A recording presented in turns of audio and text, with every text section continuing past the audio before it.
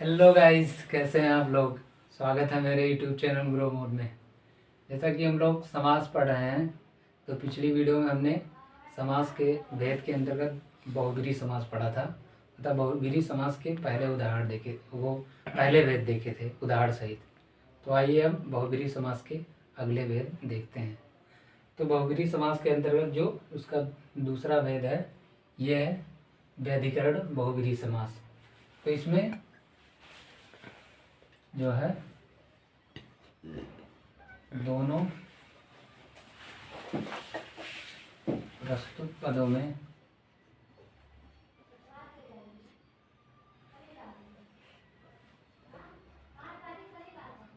असमान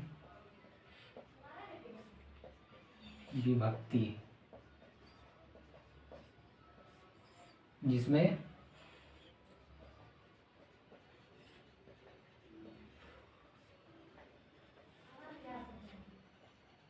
एक पद में कर्ता कारक की तथा एक जो है एक पद में कर्ता कारक की तथा दूसरे पद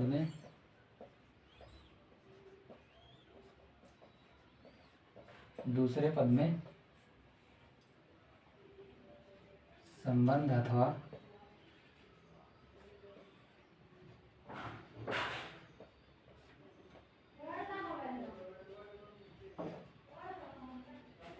अधिकरण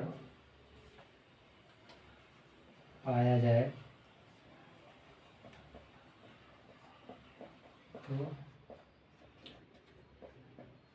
व्यधिकरण बहुब्रीहि समास कहलाता है। व्यधिकरण बहुब्रीहि समास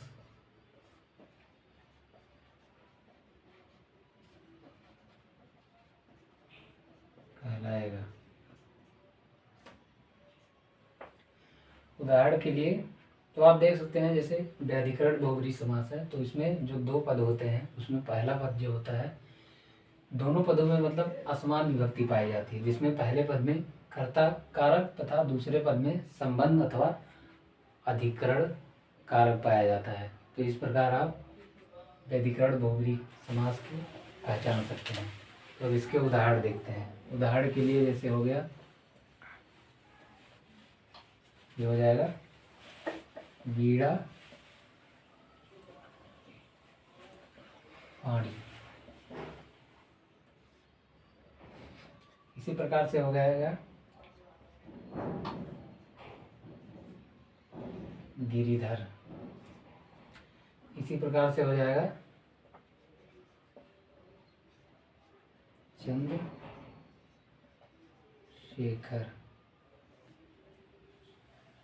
तो इस प्रकार ये व्यधिकरण बहुब्रीहि समास हो गया तथा इसके उदाहरण हो गए। अब आइए इसके अगले भेद को देखते हैं। तो आइए दोस्तों, अब तुल्ययोग बहुब्रीहि समास देखते हैं। तो इसमें जो होता है, जो प्रथम पद इसमें जो होता है,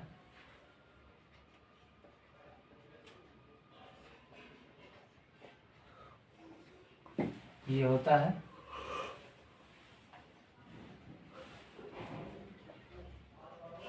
सहबोधक होता है। सहबोधक मतलब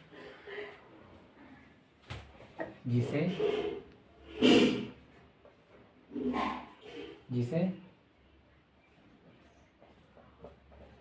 सा से व्यक्त किया जाता है।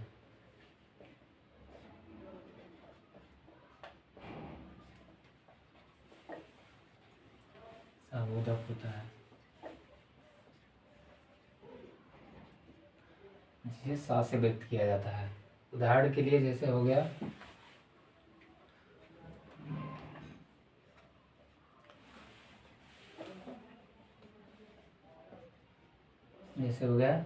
सबल हो गया, सपरिवार हो गया। इसी प्रकार से सचेत हो गया, सकुशल हो गया। तो इस प्रकार आप देख सकते हैं जो तुल्य बहुब्रीहि समास है, इसका जो प्रथम पद होता है वो सहबोधक होता है, जिसे सा के द्वारा व्यक्त किया जाता है।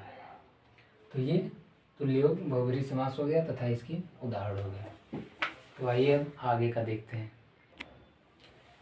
तो देखिए ये जो है जो चौथा है ये हो गया व्यतिहार बहुब्रीहि समास। तो इसकी जो विशेषता ये है कि इसमें ये जो होता है घात प्रतिघात का सूचक होता है।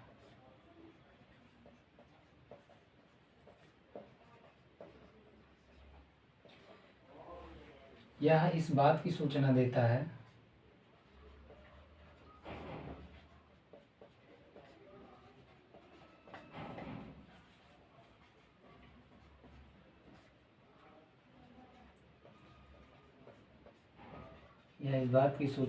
है कि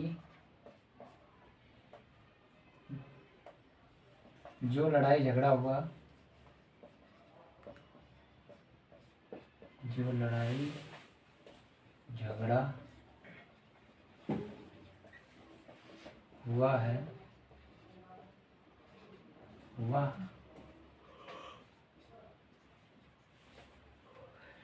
किस चीज को लेकर हुआ है।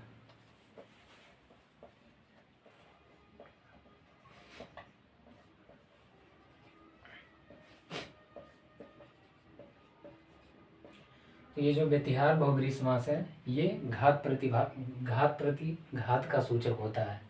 ये बताता है कि जो कोई भी लड़ाई झगड़ा जो हुआ है वो किस चीज़ के लिए हुआ है। तो इसको आप उदाहरण के माध्यम से बहुत अच्छे से समझ सकते हैं। तो आइए इसके उदाहरण देखते हैं। उदाहरण के लिए जैसे लड़ाई झगड़ा, जैसे मारा मारी,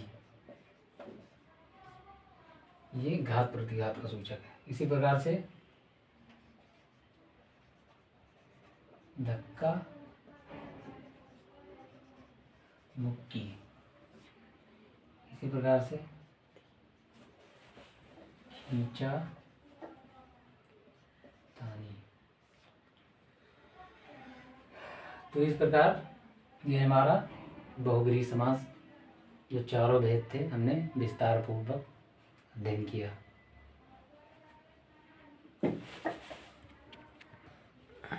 दोस्तों जो है अगला समास हो गया ये कर्मधारय समास। तो इसकी विशेषता यह है कि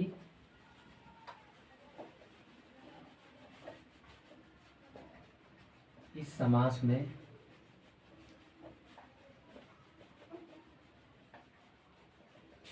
दोनों पदों के बीच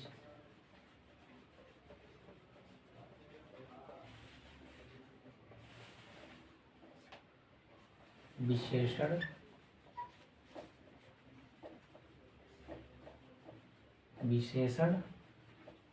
विशेष्य अथवा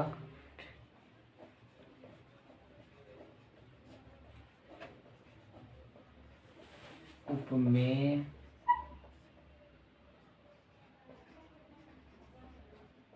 उपमान का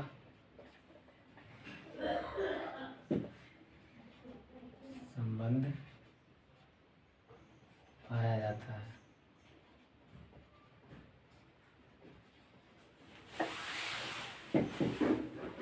दोस्तों आपको विशेषण तो पता ही होगा, जो संज्ञा और सर्वनाम की विशेषता बताते हैं उनको विशेषण कहते हैं। और संज्ञा के स्थान पर प्रयुक्त होने वाले जो शब्द होते हैं विशेषण से पहले आते हैं संज्ञा के शब्द, उसको विशेष्य कहते हैं। तो कर्मधारय समास की विशेषता यह है कि इसमें दोनों पदों के बीच विशेषण विशेष अथवा उपमेय उपमान का संबंध होता है। उपमेय मतलब जिसका, उपमान मतलब जिससे तुलना की जाए। तो ये होता है उपमेय जिसका, उपमान जिससे। तो इस प्रकार ये कर्मधारय समास की विशेषता है। तो आइए इसके उदाहरण देख लेते हैं। उदाहरण के लिए जैसे हो गया वचनामृत। इसी प्रकार से हो जाएगा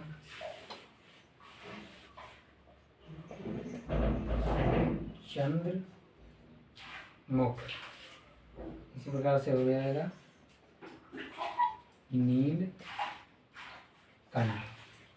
इसका जब समास विग्रह करेंगे तो ये हो जाएगा वचन रूपी अमृत। इसी प्रकार से हो जाएगा चंद्र जैसा मुख। इसी प्रकार से जो है नील जैसा